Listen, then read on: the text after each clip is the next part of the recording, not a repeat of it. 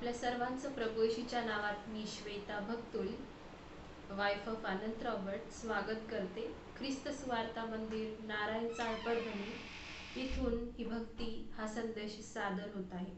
आपण प्रार्थना करूया. माझ्या जिवंत प्रेमळ दयाळू परमेश्वर बापा, ही सुंदरशी वेळ, ही संदेश सांगायची संधी तू मला दिलीस, त्याबद्दल तुझे उपकार मानतो. मला तू सहाय्य कर, मदत कर आणि आजचा जो संदेश आहे तो संदेश ऐकणाऱ्या सर्व जणांवर आशीर्वादित असावा असं तू कर बापा. असा अनुग्रह तू कर. सर्व वेळ तुझ्या हातामध्ये आम्ही सोपवतो आणि आम्ही आमचं जीवन तुझ्याकडे लक्ष लावून बदलून टाकावं असं तू होऊ दे, जे आम्ही आज विस्ताराने शिकू. सांगण्यास मला मदत कर, ऐकण्यास, समजण्यास जे ऐकणारे आहेत त्या सर्वांना तू मदत कर, सहाय्य कर बापा.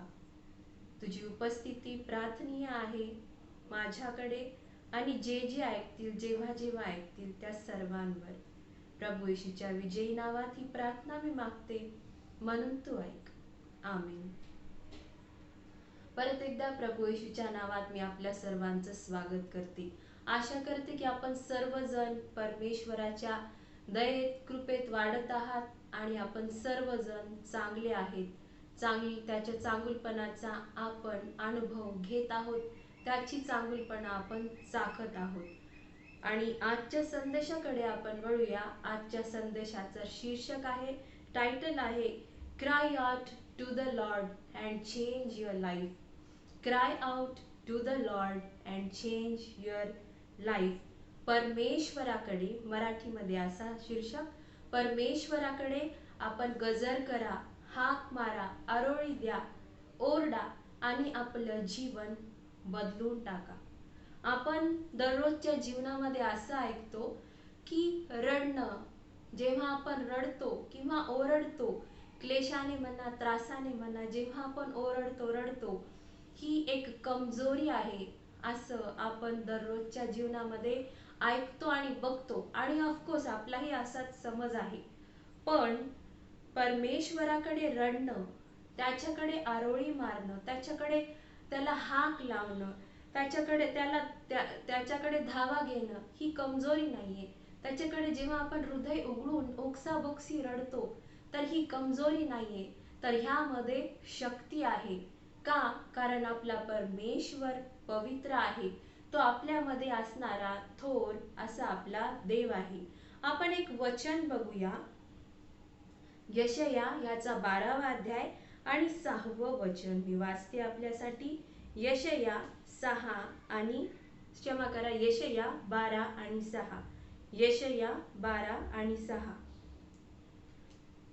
सियोन निवासिनी, जयघोष कर, गजर कर, का की इस्रायलाचा पवित्र प्रभू तुझ ठाई थोर आहे.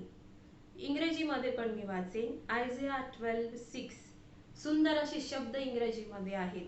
Cry out and shout, thou inhabitant of Zion, for great is the Holy One of Israel in the midst of thee.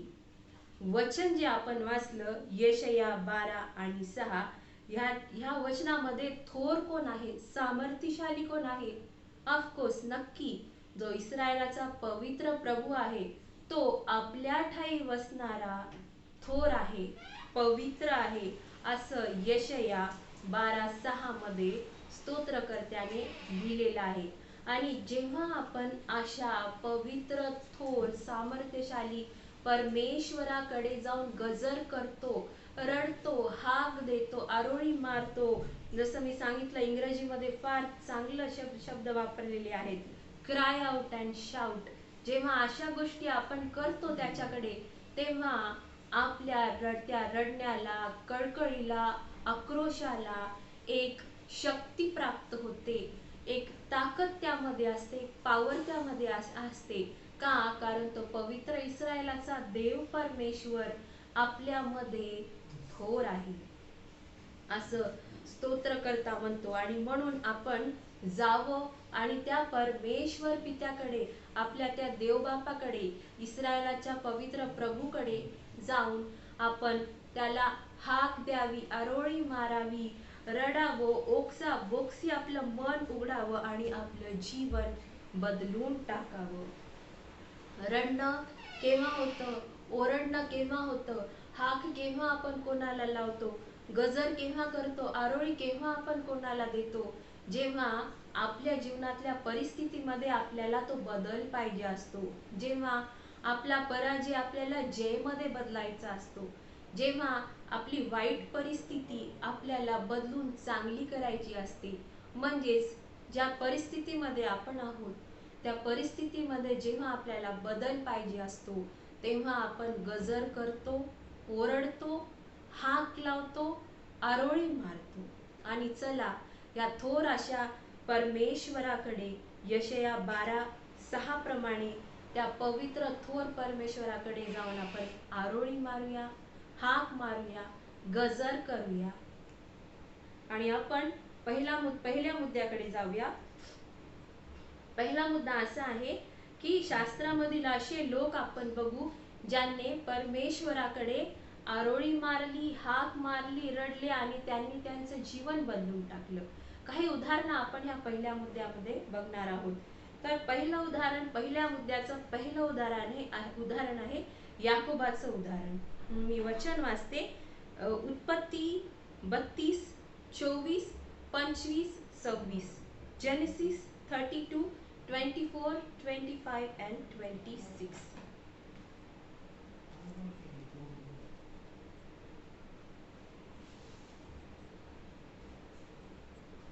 वाचते मी. याकोब एकटाच मागे राहिला.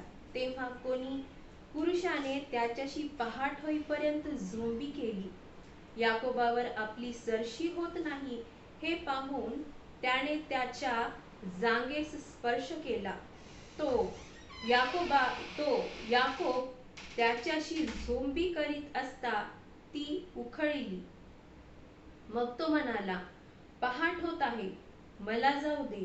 तो म्हणाला, तू मला आशीर्वाद दिल्या वाचून मी तुला जाऊ द्यावयाचा नाही. उत्पत्ती 32, 24 ते 26 ही वचनं आपण वाचलेली आहेत. या वचनामध्ये आपण याकोबाचं उदाहरण बघणार आहोत. याकोब जो नावानेच फसवा आहे, त्याच्या नावाचाच अर्थ फसवणारा, धोकेबाज असा आहे आणि त्याने नावाप्रमाणेच काम देखील केलेली होती. इतरांसोबत तर केली होती धोकेबाजी, धडेबाजी. बायबल अभ्यासक तर इतकी मोठी लिस्ट देतात याकोबाबद्दलची, पण आपण त्याच्या भावाबद्दल आणि त्याच्याबद्दल या उदाहरणात थोडक्यातच बघणार आहोत, कारण संदेश इम्पॉर्टंट आहे. आपल्याला बऱ्याच गोष्टी यामध्ये कव्हर करायच्या आहेत. तर याकोब ज्याचा नावाचाच अर्थ फसवा, धोकेबाजी करणारा आहे, त्याने आपल्या मोठ्या भावाशीच धोकेबाजीने त्याचा जन्मसिद्ध हक्क हिसकावून घेतला आणि मग त्याने काय केलं, हे सर्व काम केल्यानंतर तो एक परदेशी पळून गेला, आपल्या मामा लाबानाकडे गेला आणि तिकडे जाऊन त्याने मामाकडेच तो राहिला. मामाकडे काही वर्ष राहिल्यानंतर त्याला आपल्या घरी जायचं त्याने ठरवलं आणि आपला भाऊ एसाव ह्याच्यापासून बचण्यासाठीच तर तो मामाकडे राहिला होता आणि आता वापस त्याला घरी जायचं आहे, आपल्या बापाच्या घरी. आणि मग त्याने काय केलं की सगळ्यांना, त्याच्या 2 बायका, लेकरं, त्याच्या संगती आलेले माणसं वगैरे ह्यांना त्याने आधी पुढे पाठवून टाकलं, आपल्या बापाच्या घरी एसावाकडे पाठवून दिलं आणि स्वतः तो मागेच राहिला. म्हणजे स्वतः याकोब मागेच राहिला, एकटाच राहिला. आणि जेव्हा तो एकटा होता, आपण जसं वचनामध्ये आत्ताच वाचलेलं आहे, एका पुरुषाशी म्हणजे देवदूताशी त्याची कुस्ती झाली, लढाई त्याने केली त्या देवदूताशी. आणि लढाई करता करता त्याला समजलं की हा परमेश्वराचा दूत आहे आणि त्याने अशी लढाई केली की दिवस निघायला आला होता. आणि जेव्हा दिवस निघायला आला होता, तो पुरुष, बायबलमध्ये लिहिलेला आहे, तो पुरुष म्हणजे तो देवदूत, तो याकोबाला म्हणतोय मला सोड, मला जाऊ दे. पण याकोबाने काय केलं, त्याने ती लढाई केली, ती लढाई तो लढला, ती प्रार्थना त्याने केली आणि आशीर्वाद घेतल्या वाचून त्या देवदूताला जाऊच दिलं नाही. अशी ती आरोळी, असा तो गजर, अशी ती प्रार्थना, अशी ती लढाई याकोबाने लढली, ज्याच्या वाचून त्याला त्या देवदूताला आशीर्वादच द्यावा लागला. आणि आशीर्वाद घेतल्यानंतर देवदूत मात्र गेला, पण आशीर्वाद घेतल्या वाचून याकोबाने त्याला सोडलं नाही. आणि अशा रीतीने तो त्या देवदूताशी लढला की त्याला आशीर्वाद प्राप्त झाला. आणि आपणही अशी लढाई, अशी प्रार्थना त्या आपल्या बापाकडे केली पाहिजे. आणि जसं याकोबानी असं त्याने तो रडला, अशी त्याने हाक दिली, ज्या हाकेमुळे, ज्या प्रार्थनेमुळे, ज्या लढाईमुळे देवदूताला त्याला आशीर्वाद द्यावा लागला, त्याचं नाव बदललं, त्याचं जीवन बदलून गेलं आणि त्याच्या जीवनामध्ये नवीन नवीन गोष्टी होऊ लागल्या. जर याकोबाने त्या देवदूताशी लढाई केलीच नसती, ती प्रार्थना केलीच नसती, हट्ट धरलाच नसता, तर असं होऊ शकलं असतं की एसावाने त्याला मारून टाकलं असतं, शक्यता होती, आणि तो जसा होता तसाच राहिला असता. आणि म्हणून अशी हाक, अशी प्रार्थना जी याकोबाचं जीवन बदलणारी आहे, असा लढा जो याकोबाचं जीवन बदलणारा आहे. पहिल्या उदाहरणात आपण पाहिलं. आणि अशा रीतीचा लढा, ती प्रार्थना, तो आक्रोश, ती हाक आपण परमेश्वराकडे दिली पाहिजे आणि आपलं जीवन बदललं पाहिजे. दुसरं उदाहरण पाहूया. इस्रायली लोक, परमेश्वराचे स्वतःचे लेकरं, इस्रायली लोक, संदर्भातलं वचन आपण काढूया. Exodus 2nd chapter 23rd to 25.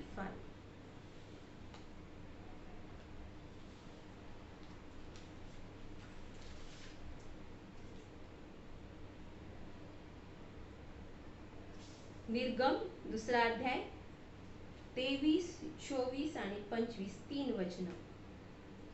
बराच काळ लोटल्यावर मिस्राचा राजा मृत पावला. इकडे इस्रायल वंशज बिकट दास्यामुळे उसासे टाकून आकांत करीत आणि त्या दास्यामुळे त्यांना केलेला आकांत वर देवापर्यंत जाऊन पोहोचला. 24वे वचन.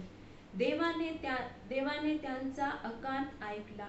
तेव्हा अब्राहम, इसाक व याकोब यांच्याशी केलेल्या कराराचे त्यास स्मरण झाले. म्हणून देवाने इस्रायल वंशजाकडे दृष्टी दिली, देवाने त्यांच्याकडे लक्ष पुरविले.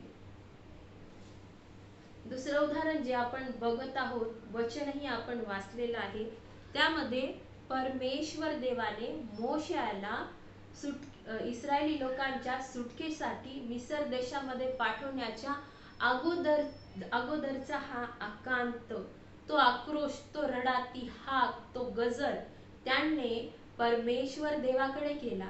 आणि तो केल्यानंतर काय झालं की परमेश्वराने त्यांचा तो आकांत ऐकला, त्यांचं रडणं पडणं ऐकलं परमेश्वराकडे. ज्या बिकट दास्यामध्ये ते होते, त्या दास्यातून त्यांना सुटका केली. आणि बघा, त्यांच्या रडण्यामुळे, त्यांच्या आकांतामुळे, ती हाक, ती आक्रोश परमेश्वर देवाकडे केल्यामुळे त्यांच्या जीवनात तो बदल आला, सुटकेचा बदल आला, त्यांचं जीवन बदलून गेलं आणि ते मुक्त झाले.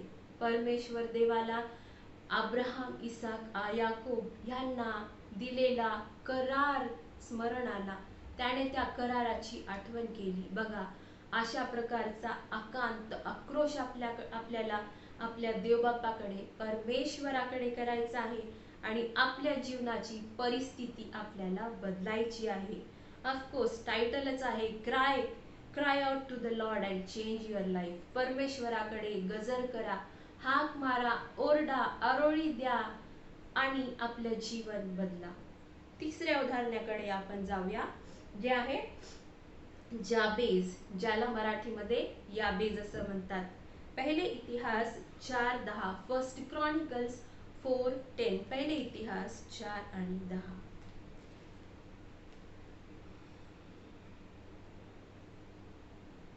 मी वचन वाचते. काही गोष्टी याबेसाने परमेश्वराकडे मागितल्या.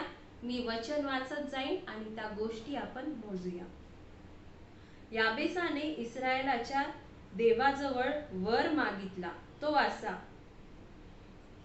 तू माझे खरोखर कल्याण करशील, माझ्या मुलखाचा विस्तार वाढविशील आणि मजवर कोणतीही अरिष्ट येऊन मी दुःखी न व्हावे म्हणून तुझा हात मजवर राहील तर किती बरे होईल. ह्या 4 गोष्टी याबेसाने परमेश्वराकडे मागितल्या. त्याने मागितलेला हा वर देवाने त्यास दिला.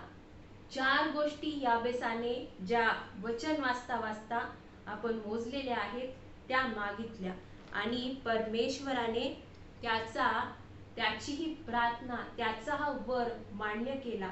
जर याबेसाने ह्या सर्व गोष्टी मागितल्याच नसत्या तर अति क्लेशामधून जो जन्मलेला आहे तो तसाच राहिला असता. त्याने परमेश्वराकडे आरोळी केली, आक्रोश केला, स्वतःचं दुःख व्यक्त केलं, मन मोकळं केलं, रडला, तो गजर केला आणि परमेश्वराने त्या 4ही गोष्टी संपूर्ण त्याच्या जीवनामध्ये, ह्या 4ही गोष्टी त्याची लाईफ पूर्ण करणाऱ्या ह्या 4 गोष्टींचा वर मागितल्यावर परमेश्वराने तो वर मान्य केला. आणि किती महान परमेश्वर आहे जो अतिक्लेशातून जन्मलेला माणूस हा त्याचं जीवन संपूर्ण बदलून गेलं. परमेश्वराने तो वर मागितलेला त्याला दिला आणि त्या आक्रोशाने याबेसाचं जीवन बदलून टाकलं. आपणही अशा रीतीने याबेसासारखं परमेश्वराकडे वर मागूया आणि आपला परमेश्वर किती दयाळू, किती महान आहे. तो आपलं जीवन याबेसाचं जसं बदललं तसंच जीवन आपलं बदलणारा तो परमेश्वर आहे. क्लेशमय जीवन, क्लेशातून, अतिक्लेशातून जन्मलेला माणूस आणि त्याचं संपूर्ण जीवन परिपूर्ण करणारा परमेश्वर. आपणही त्या परमेश्वराकडे मागूया आणि आपलं जीवन संपूर्ण बदलून टाकूया. 4थं उदाहरण आपण नव्या करारातून बघूया. सुंदर अशी उदाहरणं आहेत. चांगला संदेश आहे. आपण लक्ष देऊन नक्कीच ऐकावं. 4थं उदाहरण आहे प्रभू येशूचं उदाहरण. नवा करार आणि प्रभू येशूचं उदाहरण घेतलं नाही ते पण दुःख सहनाच्या दिवशी कसं काय शक्य आहे बरं. तर 4थं उदाहरण आहे प्रभू येशूचं उदाहरण. आपल्याला माहित आहे प्रभू येशूने गेत्सेमनी बागेमध्ये परमेश्वराकडे प्रार्थना केली. त्याने इतकी प्रार्थना केली की प्रभू येशूचं रक्त, प्रभू येशूचा घाम रक्त झालं आणि प्रार्थना परमेश्वराकडे प्रभू येशूने, परमेश्वर पित्याकडे प्रभू येशूने काय केली की हा प्याला मजपासून टळू दे, माझ्या इच्छेने नाही तर तुझ्या इच्छेने. प्रभू येशू जरी देव होते तरी मानवी रूपामध्ये ते होते आणि मानव असल्यामुळे कोणाला वाटतं त्रासातून जावं आणि मानवी इच्छा प्रभू येशूने पवित्र परमेश्वर पित्याकडे मागितली की हा प्याला मजपासून टळू दे. पण प्रभू येशूच्या इच्छेने नव्हे तर परमेश्वर पित्याच्या इच्छेने. आता परमेश्वर पित्याने तर प्रभू येशूला त्याचसाठी पाठवलेलं होतं आणि तोच उद्देश होता प्रभू येशूने पृथ्वीवर यायचा. कसं काय त्यामध्ये बदल होणार. आणि प्रभू येशूची प्रार्थना जी मानवी इच्छेमध्ये होती ती परमेश्वराने ऐकली नाही आणि प्रभू येशूला क्रूसावर जावं लागलं. प्रभू येशू आज्ञाधारी पुत्र, प्रभू येशू क्रूसावर स्वेच्छेने गेले. आणि आपण बघूया इथे ही प्रार्थना प्रभू येशूची जी मानवी इच्छेने होती. आपण प्रभू येशूच्या जागी असतो तर आपण तर ती सगळं गोष्टी सामोरे गेलोच नसतो. कुठे आपण कोणत्या त्या लाईन मध्ये उभे राहिलो असतो आपल्याला माहीतच नाही. पण ती प्रार्थना तिथे ऐकल्या गेली नाही आणि आज ती प्रार्थना प्रभू येशूची ऐकल्या गेली नाही म्हणून आपण आज आपल्याला तारणाचा मार्ग आहे. आपण सर्व मानव जाती आपण तारण प्राप्त करू शकतो. सार्वकालिक जीवनाचे हकदार, वारीस आपण होऊ शकतो.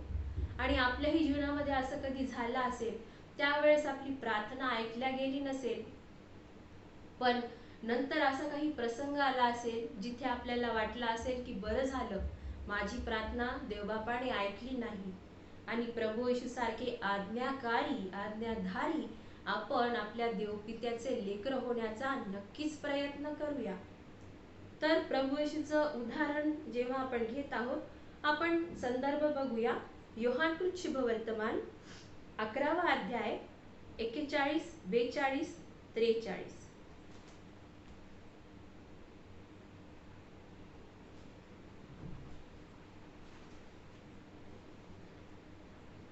Yohan John 11th chapter 41 to 43. Yohan 11, 41, 42 आणि 43 वाचते मी आपल्यासाठी. यावरून त्यांनी धोंड काढली, तेव्हा येशूने दृष्टी वर करून म्हटले, हे पित्या, तू माझे ऐकले म्हणून मी तुझे आभार मानितो. मला माहित आहे सर्वदा माझे ऐकतोस, तरी जो लोकसमुदाय सभोवता उभा आहे त्यांच्याकरिता मी बोललो, यासाठी की तू मला पाठविले आणि असा त्यांनी विश्वास धरावा. 43rd वचन. असे बोलून त्याने मोठ्याने हाक मारून म्हटले, लाजारा बाहेर ये. ह्या उदाहरणामध्ये आपण बघतो की लाजार मरून मार्या आणि मार्थाचा भाऊ आणि मार्या आणि मार्थाचा भाऊ लाजार हे सर्व प्रभू येशूचे चांगले फ्रेंड्स होते. आणि काय झालं, प्रभू येशू दुसऱ्या गावी गेले असताना लाजार मरण पावला. मरून किती दिवस झाले? 4 दिवस झाले. आणि मग काय झालं, प्रभू येशू जेव्हा इकडे आले, प्रभू येशूने कबरे बाहेरचा तो एवढा मोठा धोंडा काढायला लावला. तिकडे उभं राहून प्रभू येशूने परमेश्वर पित्याचे आभार मानले की परमेश्वर पित्या, तू माझी प्रार्थना नेहमी ऐकलेली आहेस, मी तुझे उपकार मानतो आणि ह्या लोकांना विश्वास व्हावा म्हणून मी म्हणत आहे. आणि अशा रीतीने उपकार मानून कबरेमध्ये असलेल्या मृत लाजारला प्रभू येशूने हाक मारली, लाजारा उठ, बाहेर ये. आणि मेलेला लाजार, आपण काय बदल बघतो इकडे की मेलेला लाजार जिवंत होऊन बाहेर आला. काय बदल आपण इकडे बघतो, एक डेड बॉडी आणि प्रभू येशूच्या हाकेने ती जिवंत झाली, चालती बोलती तो जिवंत माणूस झाला परत, आधी सारखाच लाजार. किती मोठा बदल आपण इकडे बघतो. तर आपण इथे परमेश्वराच्या शक्तीचं प्रदर्शन बघतो. पॉवर ऑफ रिझरक्शन अँड लाईफ, पुनरुत्थान आणि जीवनाचं परमेश्वरा पित्याच्या शक्तीचं प्रदर्शन आपल्याला इथे पाहायला मिळतं. म्हणजे अशी हाक परमेश्वराला प्रभू येशूने दिली, ज्याच्यामुळे मरण हे जीवनामध्ये पुनरुत्थानामध्ये परिवर्तित झालं. आपणही परमेश्वर पित्याकडे प्रभू येशू सारखी उपकार स्तुती करूया, प्रार्थना करूया आणि आपल्या जीवनामध्ये असलेल्या मृत गोष्टींना हुकूम करूया आणि परमेश्वराच्या शक्तीचं तिथे आपण स्वतः इतरांसोबत प्रदर्शन बघूया. 5वं आणि शेवटचं उदाहरण आहे आंधळा बारतिमे. संदर्भ आपण बघूया. मार्ककृत शुभवर्तमान 10वा अध्याय 47, 48, 49 आणि 50.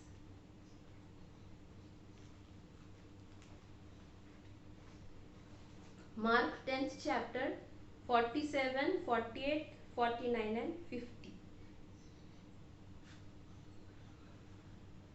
तेव्हा हा नासरेतकर येशू आहे हे ऐकून तो म्हणजे बारतिमे ओरडून म्हणू लागला, अहो येशू, दावीद पुत्र, मजवर दया करा. तेव्हा त्याने गप्प राहावे म्हणून बहुतांनी त्याला दटाविले, परंतु तो अधिकच ओरडू लागला, अहो दावीद पुत्र, मजवर दया करा. तेव्हा येशूने उभं राहून त्याला बोलाविल्यास त्याला बोलावयास सांगितले. मग तो त्या आंधळ्याला बोलवून म्हणाले मग ते त्या आंधळ्याला बोलवून म्हणाले, धीर धर, उठ, ते तुला बोलावित आहेत. 50वे वचन. तेव्हा तो आपले वस्त्र टाकून त्वरेने उठून येशूकडे आला.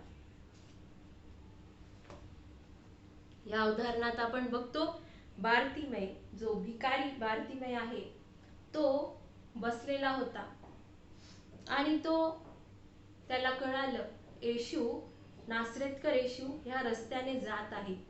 आणि जेव्हा त्याला कळालं, त्याने त्याची सर्व शक्ती लावून ओरडला, तो जोरजोराने ओरडला, दाविदाच्या पुत्रा येशू, मजवर दया कर. आणि त्याचा असा आरडाओरडा बघून तिथले लोक जे होते ते त्याला गप्प करू लागले, ते त्याला दटावू लागले. पण जितका त्याला ते दटावू लागले, शांत करू लागले, तितक्या जास्त तो बोलू लागला.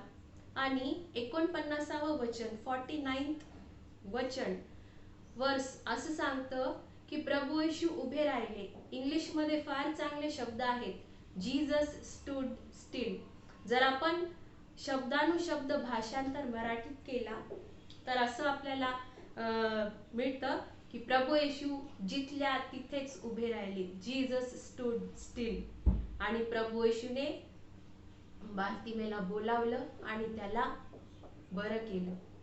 काय आपली प्रार्थना, आपला आक्रोश, आपली हाक, आपला गजर, आपला आक्रोश, आपलं ओरडणं त्या परमेश्वराकडे, प्रभू येशूकडे बारतिमय सारखं आहे का? की जसं या 49व्या वचनामध्ये सांगितलेलं आहे की प्रभू येशू तिथेच उभे राहिले, जीसस स्टूड स्टिल. प्रभू येशू जिथे तिथेच उभे राहिले का? आपली हाक त्याला तिथेच उभे करते का? आपण बारतिमय सारखी हाक मारूया आणि आपलं जीवन बदलून टाकूया. बारतिमयची प्रभू येशू ख्रिस्ताला हाक, त्याचं ते ओरडणं, प्रभू येशू ख्रिस्ताने ते ऐकलं आणि त्याचं जीवन बदलून गेलं, त्याला आरोग्य मिळालं, त्याच्यावर दया झाली. अशाच प्रकारे आपणही त्या बारतिमय सारखं त्या आपल्या परमेश्वराकडे, प्रभू येशू ख्रिस्ताकडे ओरडूया, हाक मारूया, आक्रोश करूया, गजर करूया, रडूया आणि आपलं जीवन बदलून टाकूया. सर्व गोष्टी आपण त्याला मागूया. आशा करते आपल्याला पहिला मुद्दा समजला असेल, आवडलाही असेल आणि आपण आपल्या जीवनामध्ये या सर्व गोष्टी अंमलातही आणू अशी आशा करते. दुसऱ्या मुद्द्याकडे आपण जाऊया. जेव्हा आपण दुसरा मुद्दा असा आहे, जेव्हा आपण त्याला हाक मारतो, त्याला रडतो, त्याच्याकडे रडतो, त्याला शरण जातो, आरोळी मारतो, आक्रोश करतो, ओरडतो, तेव्हा काय होतं? आपण वचनातूनच या सर्व गोष्टी बघणार आहोत. आणि आपण लक्षात ठेवूया, याचं स्मरण आपण ठेवूया की आपण जेव्हा परमेश्वराकडे बदल होण्यासाठी जेव्हा हाक मारतो, तेव्हा तो बदल घडून आणणारा देव आहे, बदल घडून आणणारा तो परमेश्वर आहे, तो आपलं जीवन बदलून टाकणारा परमेश्वर आहे. त्याच्यासारखा महान परमेश्वर आपण अनुभवूया. आपण काही गोष्टी वचनातूनच बघूया. तर आपण जेव्हा या सर्व गोष्टी त्याच्याकडे करतो, जसं आता आपण काही शब्द ऐकले, हाक, आक्रोश, गजर, शरण जाणे, स्मरण करणे आणि ओरडणे, रडणे, ह्या सर्व गोष्टी करतो, तर थोडक्यात काही वचनच आपण बघूया काय काय होतं. तर दुसऱ्या मुद्द्यातली पहिली गोष्ट, पहिलं वचन, तो आपले अश्रू बाटलीत भरून ठेवतो आणि त्याच्या वहीत त्याची नोंदणी करतो. स्तोत्र 56 आणि 8, साम 56:8, स्तोत्र 56 आणि 8. दुसरं वचन स्तोत्र 18 आणि 6. आणि आपण जेव्हा त्याला हाक मारतो, तो ऐकतो आणि आपला आवाज, आपली वाणी त्याच्या कानी पडते. तिसरं वचन स्तोत्र 145 आणि 19, 145 आणि 19, तो आपली आरोळी ऐकतो आणि आपल्याला तारतो.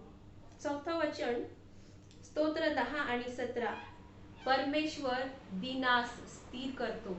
जर आपण दीन आहोत, आपण लीन नम्र होऊन त्याच्या समोर जातो, तर तो आपल्याला स्थिर करतो. नंतरचं 5वं वचन, स्तोत्र 34 आणि 4 असं सांगतं, आपल्याला तो भयापासून सोडवतो. 6वं वचन, स्तोत्र 34 आणि 6वं वचन, तो आपल्याला सर्व संकटातून सोडवतो. 7वं वचन, स्तोत्र 107 आणि 6 असं लिहिलेलं आहे की तो आपल्याला आपल्या क्लेशापासून मुक्त करतो. 8वं वचन, स्तोत्र 56 आणि 9, स्तोत्र 56 आणि 9, त्यानुसार वैरी मागे फिरतात, कारण परमेश्वर आपल्या पक्षाचा आहे. त्या सर्व किती किती अद्भुत गोष्टी घडतात जेव्हा आपण जाऊन आपलं मन त्याच्यासमोर व्यक्त करतो, त्याला आपलं समजतो, अब्बा बापा म्हणून त्याच्याकडे जातो. आपला परमेश्वर, आपला पिता, आपला देव तो आहे असं म्हणून त्याच्याकडे जातो, तेव्हा किती अद्भुत अशा गोष्टी आपल्याला आपल्या संगती घडतात. या वचनांमध्ये पाहिलेलं आहे. आणि काही वचनच आहेत ती, अशी तर पुष्कळ वचनं आहेत. जितकं मी अभ्यास केला, मला समजलं तेवढं मी वचनं काढले. आणि म्हणून आपण जाऊया त्या परमेश्वराकडे, आणि त्या परमेश्वराकडे जाऊन रडूया, आपलं मन मोकळं करूया, हलकं करूया. कारण स्तोत्र 34 आणि 15 असं आपल्याला सांगतं, असं त्यामध्ये लिहिलेलं आहे, परमेश्वराचे नेत्र धार्मिकाकडे असतात, त्याचे कान त्यांच्या हाकेकडे असतात. चला आपण जाऊया, आपल्या परमेश्वराला हाक देऊया. किती सुंदर असा मुद्दा आपण पाहिलेला आहे. तिसरा आणि शेवटचा मुद्दा आपण बघूया. आपण परमेश्वराला, ह्या 2 मुद्दे तर आपण पाहिलेले आहेत, इफेक्टिव्ह मुद्दे आहेत. मीही अभ्यास करताना मलाही खूप आनंद झाला. पण तिसरा मुद्दा त्याच्यापेक्षाही जरुरी आणि त्याच्यापेक्षाही इम्पॉर्टंट आहे. या सर्व गोष्टी, पहिल्या मुद्द्यातल्या गोष्टी, दुसऱ्या मुद्द्यातल्या गोष्टी आपल्या संगती होण्यासाठी, आपल्या जीवनामध्ये कार्य करण्यासाठी, काम करण्यासाठी, वर्कआउट होण्यासाठी काही कंडिशन्स आहेत. त्या कंडिशन्स काय आहेत हे आपण तिसऱ्या मुद्द्यामध्ये बघणार आहोत. शेवटपर्यंत ऐका, खूप इम्पॉर्टंट तिसरा मुद्दा, आणि हा संदेशही आहे. जीवन बदलून देणारा, परिस्थिती बदलून देणारा हा संदेश आहे. फक्त प्रभू येशूद्वारेच त्या परमेश्वर पित्याकडे. ऑफकोर्स तिसरा मुद्दा, जेव्हा आपण प्रार्थना करतो, त्याच्याकडे हाक लावतो, प्रार्थना करत राहतो, कंटिन्युअस त्याच्याकडे रडतो, हाक मारतो, आरोळी देतो, आपलं मन मोकळं करतो, पण आपल्याला उत्तर येत नाही. आपल्याला वाटतं की असं का झालं, आपल्याला उत्तर का येत नाही. काय परमेश्वराला माझा विसर पडला, काय त्याने मला नाकारलेलं आहे, धिक्कारलेलं आहे का तो माझ्याकडे लक्ष देत नाही, त्याने त्याचे कान बंद केले, असं आपल्याला वाटू लागतं. का तो स्तब्ध आहे, का माझा देव, माझा देवबापा, का ज्याला मी दिवस रात्र हाक मारत आहे तो का शांत आहे, असा प्रश्न आपल्याला आपल्या मनामध्ये उद्भवतो. तर असं का होतं, आजच्या संदेशामध्ये एक 3-4 प्रोबॅबिलिटीज, 3-4 शक्यता आपण पाहूया. असं काय होऊ शकतं. तसे तर शक्यता बऱ्याच आहेत, पण मेन शक्यता, मेन प्रोबॅबिलिटीज काय आहेत हे 3 ते 4 आपण बघूया. पहिली प्रोबॅबिलिटी, पहिली शक्यता अशी आहे की आपण प्रार्थना करत आहोत, आपल्याला उत्तर येत नाहीये. का तर पहिली शक्यता, पहिली प्रोबॅबिलिटी अशी असू शकते की आपण प्रार्थना करत आहोत आणि परमेश्वर देवबापाने आपलं उत्तर पाठवलेलं आहे स्वर्गातून, आणि ते मार्गामध्ये आहे. ते उत्तर आपल्याला लवकरच मिळणार आहे, आणि म्हणून आपल्याला उत्तर यायला वेळ लागत आहे.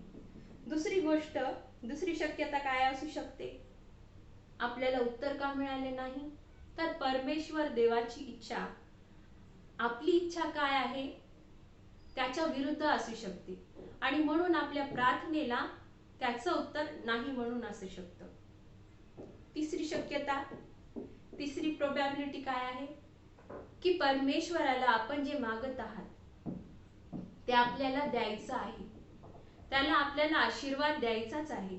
पण परमेश्वराची अशी इच्छा आहे की आपण अजून स्वतःला प्रार्थनेत घालावं, अजून प्रार्थना कराव्या, अजून प्रार्थनेत स्वतःला झोकावं, अशी त्याची इच्छा असावी.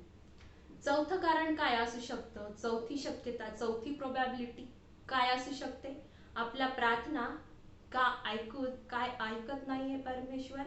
का उशीर लागत आहे? तर चौथी शक्यता, चौथी प्रोबॅबिलिटी आपले स्वतःचे पाप.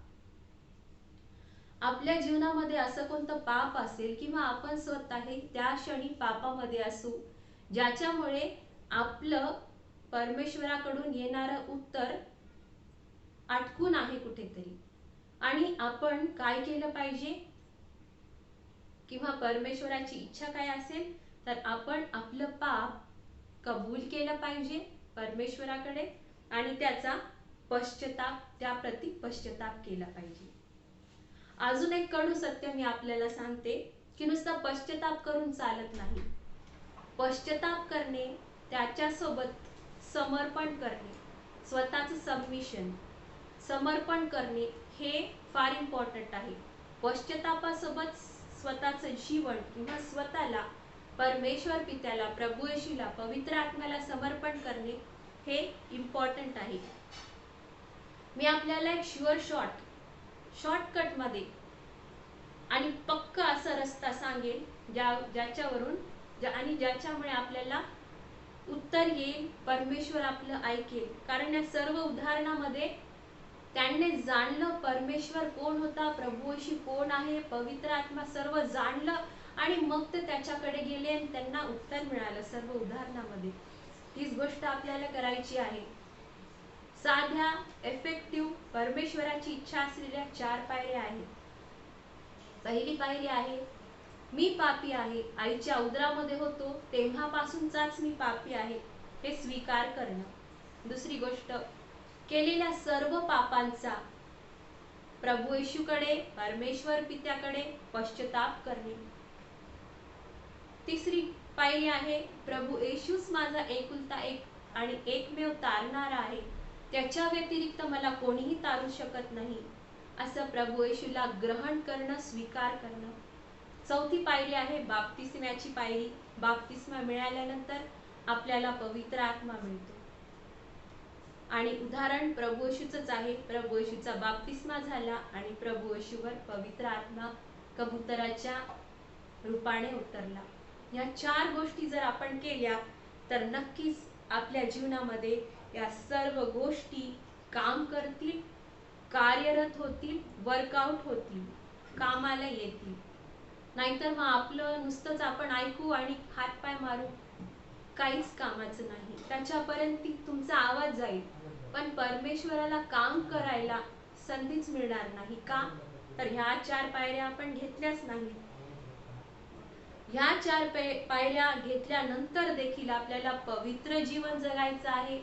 प्रभू येशूने जसं नीतिमान राहून जीवन जगले त्या रीतीने प्रभू येशू सारखं नीतिमान राहून आपल्याला जीवन जगायचं आहे आणि सातत्याने या सर्व गोष्टी आपल्याला करायच्या आहेत. आशा करते आपल्याला आजचा संदेश आवडला असेल. इथपर्यंत आपण थांबून संदेश ऐकल्याबद्दल मी आपल्या सर्वांची आभारी आहे आणि परमेश्वर देव, आपला देव बापा, प्रभू येशू, पवित्र आत्मा आपल्या सर्वांवर खूप आशीर्वाद पाठवो. थँक्यू. धन्यवाद.